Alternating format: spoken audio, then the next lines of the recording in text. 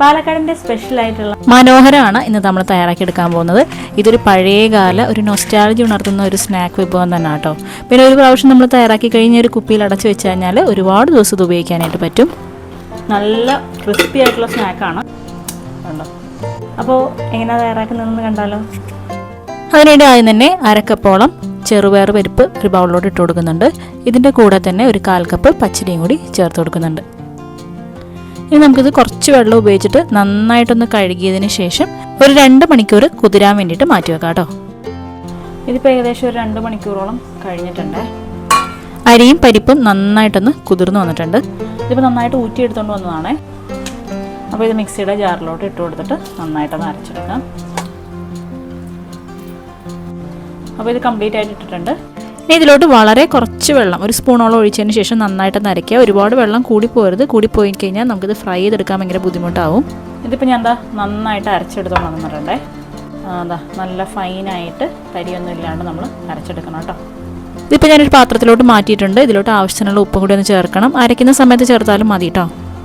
നന്നായിട്ടൊന്ന് മിക്സ് ആക്കി കൊടുക്കാം.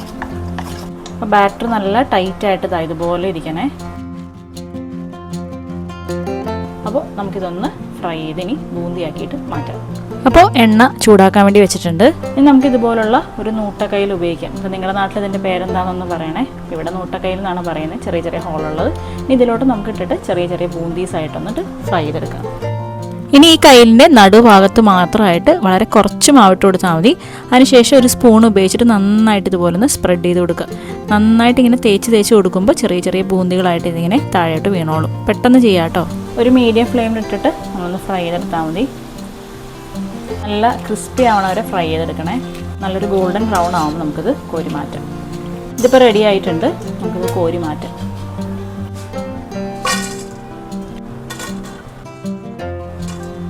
അപ്പോൾ ഇതുപോലെ തന്നെ എല്ലാം ഒന്ന് ഫ്രൈ ചെയ്തെടുക്കാം കേട്ടോ.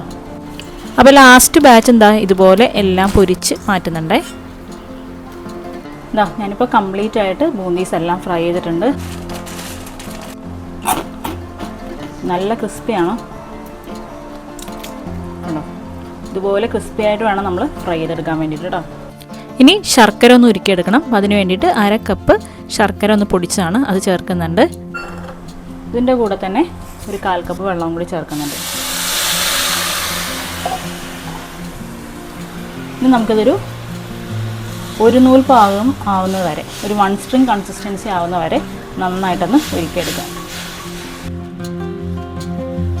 ഇത് കുറച്ചുകൂടി ഒന്ന് തിക്കായിട്ടുണ്ട് കേട്ടോ. നമുക്കൊന്ന് ചെക്ക് ചെയ്ത് നോക്കാം കേട്ടോ. ഇതിപ്പോൾ 1 സ്ട്രിങ് കൺസിസ്റ്റൻസിയിൽ കറക്റ്റായിട്ട് കിട്ടിയിട്ടുണ്ട് കണ്ടോ. ഇപ്പോൾ റെഡി ആയിട്ടുണ്ട്. ഇനി നമ്മൾ വറുത്ത് വെച്ചിട്ടുള്ളത് ഇതിലോട്ട് ചേർക്കാം കേട്ടോ. നന്നായിട്ടൊന്ന് മിക്സ് ചെയ്ത് കൊടുക്കാം. പിന്നെ ഏലക്ക പൊടിച്ചതാണേ അത് ചേർക്കുന്നുണ്ട്.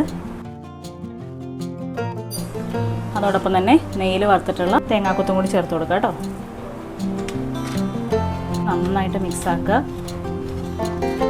അപ്പോൾ എല്ലാം കൂടി ഞാൻ നന്നായിട്ടൊന്ന് മിക്സ് ചെയ്ത് കൊടുത്തിട്ടുണ്ട്. ഇനി നമുക്കിത് നന്നായിട്ട് തണുക്കാനായിട്ട് മാറ്റി വെക്കാം.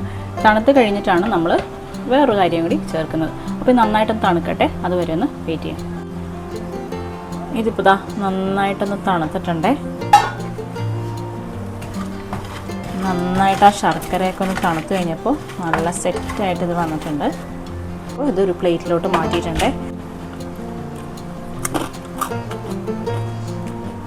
നല്ല ക്രിസ്പി ആയിട്ടാണ് ഇതിരിക്കുന്നത് കണ്ടോ.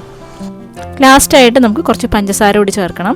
നന്നായിട്ട് തണുത്തതിന് ശേഷം ഇതിലോട്ട് കുറച്ച് പഞ്ചസാര ഇട്ട് കൊടുക്കാം കേട്ടോ. ഇത് ഓപ്ഷണലാണ്. നിങ്ങൾക്ക് വേണമെങ്കിൽ ചെയ്ത് കൊടുത്താൽ മതി. എന്നിട്ട് നന്നായിട്ടൊന്ന് മിക്സാക്കി കൊടുക്കാം. ചൂടാറിയതിന് ശേഷം മാത്രം ഇങ്ങനെ ഇട്ട് കൊടുത്താൽ മതി. അപ്പോൾ സംഭവം റെഡി ആയിട്ടുണ്ട്. ഇത് നമുക്കിത് ഒരു കുപ്പിയിലോട്ട് ആക്കിയിട്ട് സ്റ്റോർ ചെയ്ത് വെക്കാം.